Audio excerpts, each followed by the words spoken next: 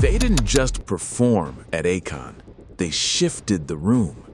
In a space built for global acts, SB19 walked in with no Western safety net, no compromises, no diluted sound. And yet, when the lights hit, something changed. Phones stopped scrolling, eyes locked in. Even people who didn't know their name felt it. This wasn't just another festival stage. This was a moment of international recognition unfolding in real time. And what happened next explains why the world started paying attention. Stay with us, like, share, and subscribe, because this performance meant more than applause.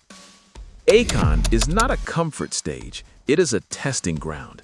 Built as a global convergence of music, culture, and emerging power acts, Acon attracts audiences who are not loyal to any one artist. This is where performers face listeners who don't share language, history, or emotional attachment. Applause here is earned, not given. For SB19, Acon was never just another event.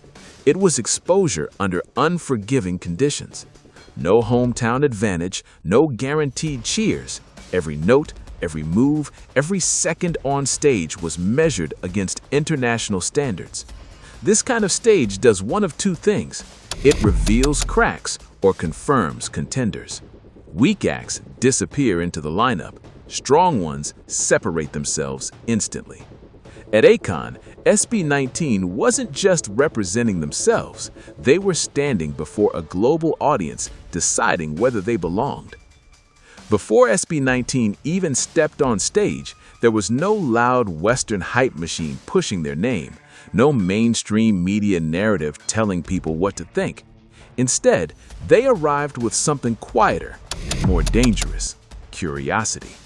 Online, whispers followed them, short clips, reaction videos, comments asking, "Who are they?" mixed with skepticism from those unfamiliar with Filipino acts on global stages. Many attendees came without expectations, some with doubts, most with no emotional investment at all. And that is where SB19's advantage lived. Walking in underestimated removes pressure and amplifies impact. There is nothing to protect, only something to prove. In global spaces like Acon, surprise is power. SB19 didn't enter as favorites, they entered as a question. And questions demand answers. At festivals, you don't have minutes to convince people, you have seconds. When SB19 took their opening formation, there was no rush, no nervous energy. Their body language was composed, deliberate, almost confrontational. They didn't ask for attention, they assumed it. That confidence triggered an immediate shift. Conversation stalled, phones lifted, heads turned toward the stage. The room didn't erupt yet, but it leaned in. And that distinction matters. Leaning in means curiosity has replaced indifference. At solo concerts, audiences arrive ready to love you. At festivals, they arrive ready to leave. First impressions here aren't emotional, they're instinctive. In those opening seconds, SB19 signaled control. The energy in the space recalibrated. Something serious was about to happen, and the crowd felt it before they understood why. Once the performance moved forward, precision became the statement. Live vocals cut clean through the venue, stable, controlled, unmistakably live. No hiding behind backing tracks, no safety nets. Under festival acoustics, where sound can collapse even strong performers, SB19 held their ground. Choreography landed with exact timing, despite unfamiliar spacing and stage conditions. Every transition was sharp, every formation intentional. This wasn't muscle memory from a home arena, it was adaptability in real time. Most striking was their crowd control. They didn't rely on shared language or call-and-response cues. Instead, they commanded attention through rhythm, intensity, and visual authority. Industry watchers noticed this immediately. Polish at this level doesn't come from talent alone, it comes from discipline. And discipline on global stages separates performers from professionals. SB19 never paused to explain who they were or where they came from.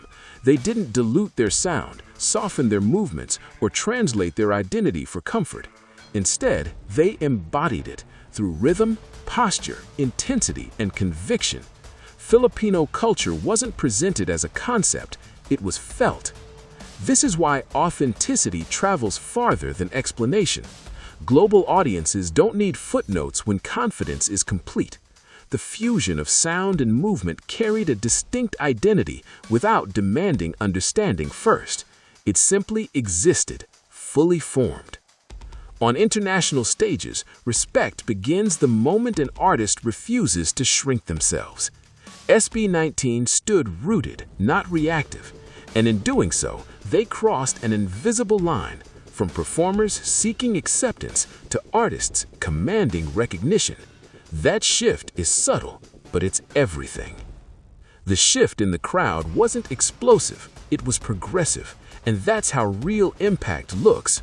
Phones that were casually recording became steady, faces changed, people stopped scanning the stage and started watching it. This mattered because many in the audience weren't fans. They didn't know the lyrics, they didn't know the members, and yet engagement grew. Heads nodded, cheers came earlier, louder, and without prompting. Polite applause is automatic, real impact is involuntary. It's when reactions happen before people decide to react. These are the moments that don't need marketing, they create it. Clips captured from angles no official camera planned for. Viral moments are born this way, not from choreography alone, but from genuine conversion happening in real time. What unfolded on the Acon stage was not a lucky alignment of energy and opportunity. It was the visible result of years of compression, training, setbacks, recalibration, and relentless standard setting. SB19 has always operated in environments that demand more than comfort allows. High pressure is not an obstacle for them, it's a familiar condition. This is why they don't unravel when variables change: stage size, sound quality, crowd familiarity. Discipline becomes their unfair advantage. Every detail has already been tested in harder rooms, under harsher scrutiny. When artists prepare only for ideal conditions, festivals expose them. When artists prepare for resistance, festivals reveal them. SB19 didn't rise to the moment at Acon, they arrived already shaped by it. The performance felt inevitable because it was built that way. Acon isn't just a celebration, it's a filter. Behind the cheering crowd are industry professionals watching quietly, trained to separate noise from substance. Festivals like this are scouting grounds because they remove controlled environments. No scripted audiences, no edited sound, no second takes. What professionals look for isn't volume, it's consistency. Can the act hold attention without fan loyalty? Can they perform under imperfect conditions? Can they communicate without explanation? SB19 answered all of it without pandering or performance shortcuts. They didn't chase approval, they demonstrated capability. And that matters, because doors in this industry don't swing open with announcements, they unlock silently.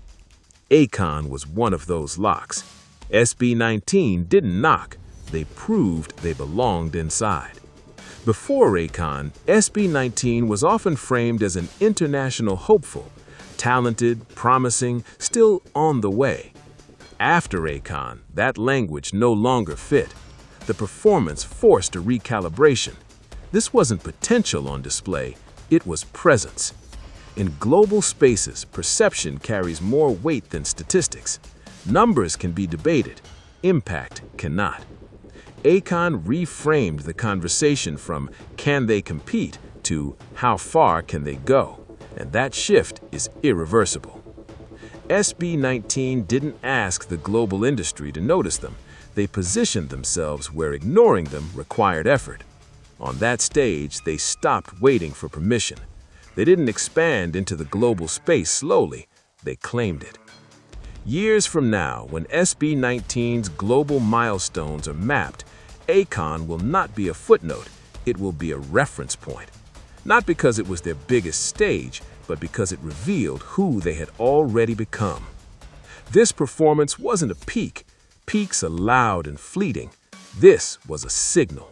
Quiet, controlled, and unmistakable. The kind that tells the industry an artist is entering a different phase of relevance. What comes next isn't about chasing attention.